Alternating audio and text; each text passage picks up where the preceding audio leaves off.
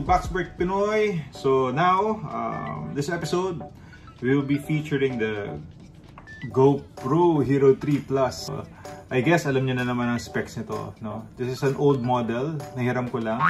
But then, susubukan natin siya gawing webcam, no? And now kasi medyo mahirap na maghanap ng mga webcam, tsaka medyo tumataas na yung price. So, computer shops, plus nagkakaubusan. So, let's see. So ito yung ating GoPro. Subukan natin siyang gawing webcam. Para magawa natin yung ating mga meetings, online meetings. Ano pa mga kailanganin natin para maging webcam itong Hero 3 Plus? No? So, first, kailangan natin micro HDMI cable going to HDMI. Bakit? Yun yung magiging output ng webcam. For the power source naman, gagamitin natin is mini USB 2 slot, no? So, ito gagamitin natin as power source. Then, kailangan natin ng video capture card, no? So, for this, ito yung nakuha kong video capture card, no? Itong video capture card na to, I just got this from Lazada. It's generic, no? Straight from China. And yeah, wala siyang brand. Lagay nyo na lang sa Lazada, video capture card.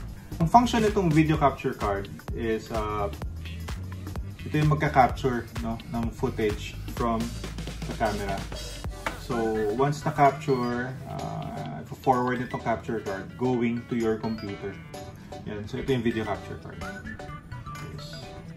Ito yung input, meaning output ng camera, going in, HDMI in here, USB, this USB port diretso sa computer mo, and ito output.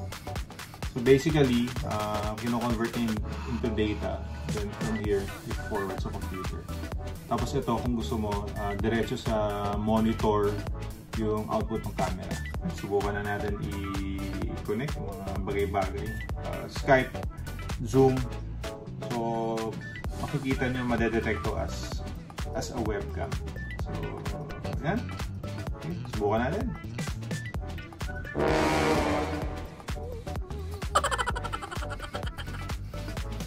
Pwede natin yung power source. In this case, the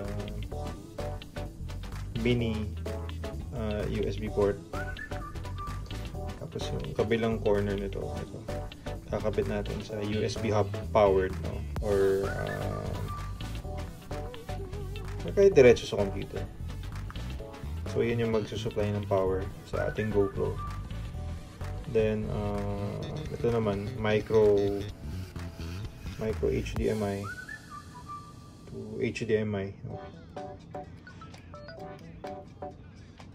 So kabit natin siya. In this case, buti fit, buti sakto, hindi nagsapawan.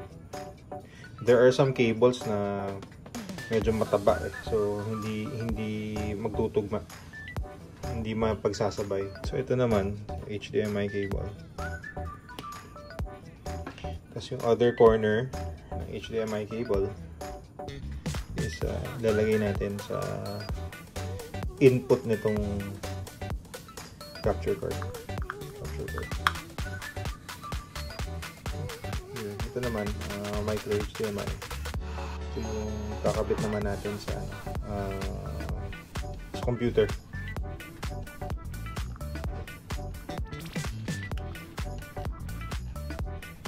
So nakabit na natin siya sa sa USB hub. So makikita natin yung siyang indicator na may power na siya. So yan na siya, no? So, next naman natin is tingnan natin kung madedetect na siya sa computer.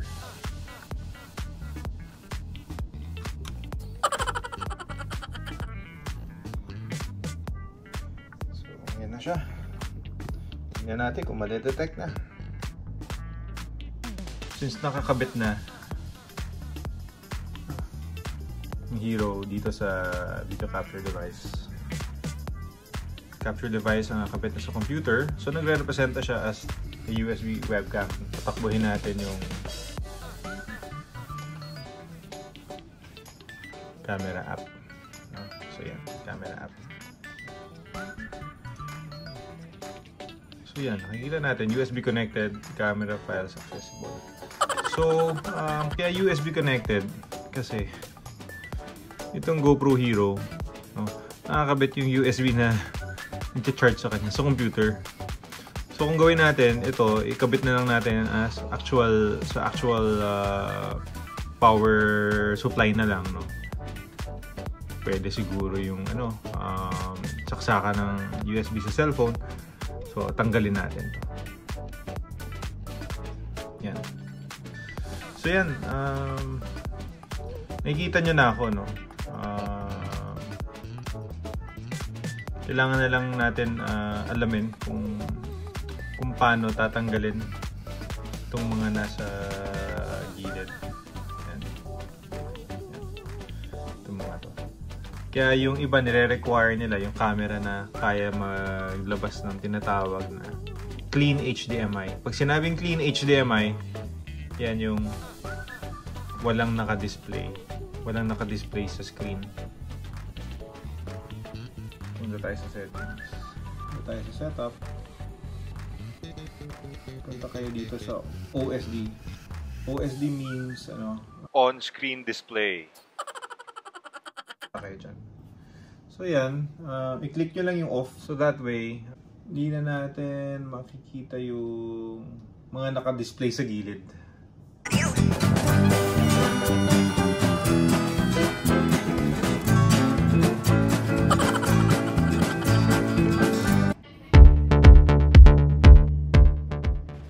GoPro Hero 3.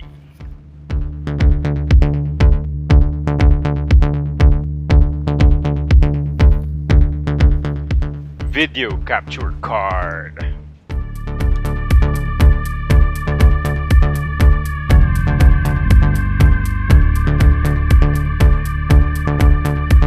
So yun, that's it for now. So please subscribe, probably share this little info, so at least we can make use of our other cameras or other devices that can be used as a webcam, no? So ano lang, madali lang naman, basta meron kang capture device, automatic madedetect naman ng Windows as a webcam yun. So you can use it for Skype, Zoom, and other conference applications. So yeah, maraming salamat. So subscribe and share to Boxbreak Pinoy. Okay, ciao, see you.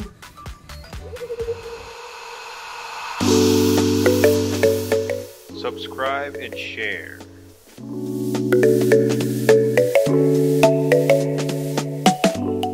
Shoutout pala sa kapatid kong nagpahiram ng GoPro Hero 3.